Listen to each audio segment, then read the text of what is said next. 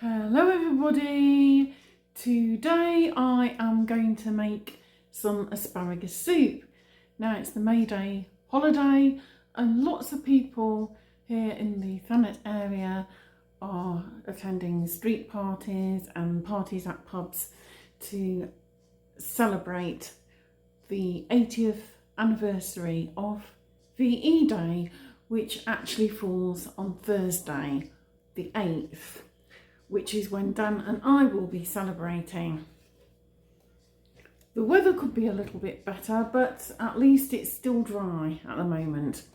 We drove out today to Sevenscore Farm near Minster to buy some asparagus. This is kitchen asparagus. Asparagus is in season now here in the UK. Kitchen asparagus isn't best quality. It can be used in soups. You might use some, say, for a quiche, but you can also steam it and serve it alongside fish or chicken, for example, or put it in salads. It cooks fairly quickly. Some of these spears are a little thicker and probably tougher. I have prepared them for the soup, but I've put the more woody ends in a pan ready to create a stock pot, and I will link my stock pot video to this at the end so you can see how that's made.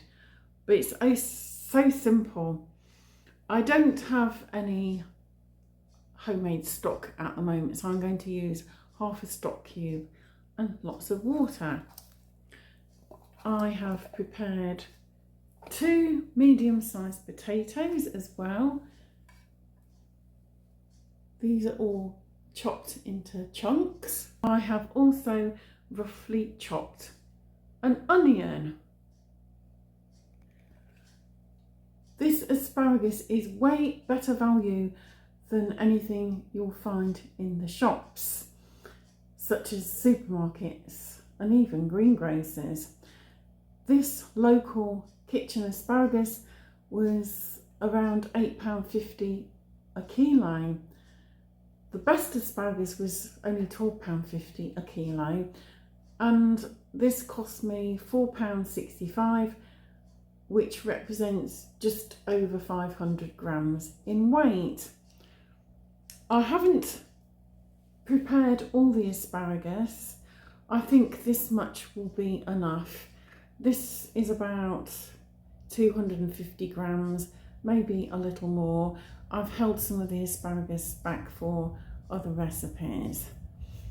So let's get started. Here we have a knob of unsalted butter and a little olive oil. The oil helps to stop the butter from burning, and it's melting gently in a pan over a medium heat.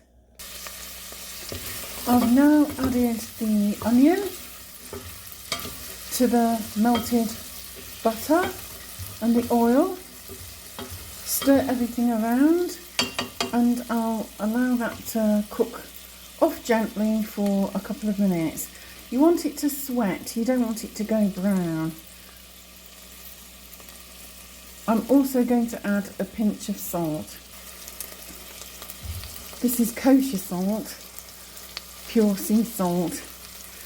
Now, if you're not very confident about cooking onions, you can cover them with a piece of tin foil right over them, and this will help them to sweat off. That was a useful tip I once learnt from watching the Hairy Bikers. I've just taken the onions slightly off the pan just so I can keep an eye on them.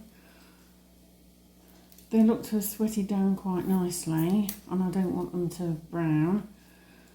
I'm going to roughly chop up 1 or 2 garlic cloves, and then we'll add those. This soup is going to be whizzed, so it doesn't really matter if your garlic isn't chopped very finely. So now for the garlic. Again, give everything a good stir. Cook it off for about 30 seconds. You don't want the raw flavour of garlic to remain. We're cooking that out a little. I'm also adding in some herb de Provence. If you have any fresh herbs cut, they're even better. But these will do just fine, especially if you're in a hurry. Dan's gone off on his bicycle to Westwood Cross to pick up a gift voucher for our nephew. It's his birthday this week and he'll be back for his lunch soon, so I'm in rather a hurry. You can thicken the soup with a little corn flour. Remember to stir it through for at least a couple of minutes to cook out the rawness of the flour, but I'm not doing that. I'm just using the potatoes as a thickener, mixing them with all that lovely buttery delight. Because I want the soup to retain a little bit of that asparagus green, I'm going to cook the potatoes and onions for 5 or 10 minutes first, and thereafter I will add the washed asparagus. So we'll leave that to come up to the boil and then we'll let it simmer for a few minutes, just until the potatoes start to become al dente.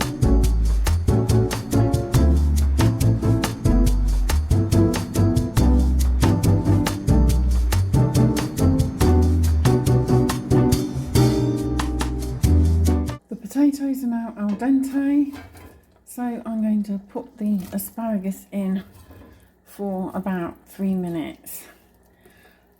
And then we'll turn the heat off and let it cool slightly before we blend. So there we are. We'll let that cool now for a little while. You need to be very careful when whizzing up hot liquid, because if splashes occur, which often they do when you're whizzing up soup, then you could get burnt. To avoid any kitchen accidents, it's always best to let the liquid cool a little before blending, correcting seasoning and reheating.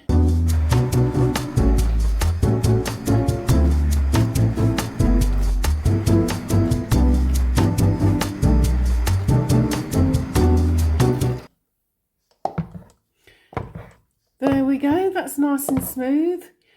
And to be honest, because it's got potato in it, as it cools, it will thicken. Soups with potato will always thicken. So by tomorrow, you would probably need to put some more water or stock in there, just to make it the kind of texture that you like. I like this texture. I don't like very thick soup. It's like baby food. But I have a thing with texture.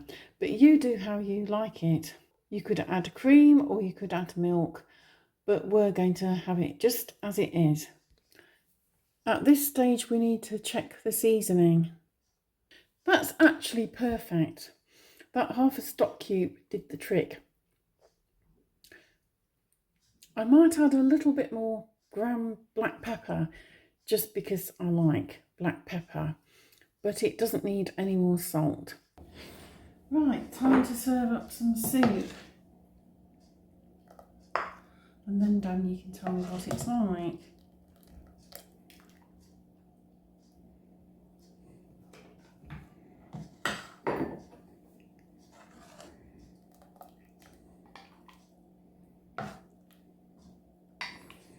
It smells nice.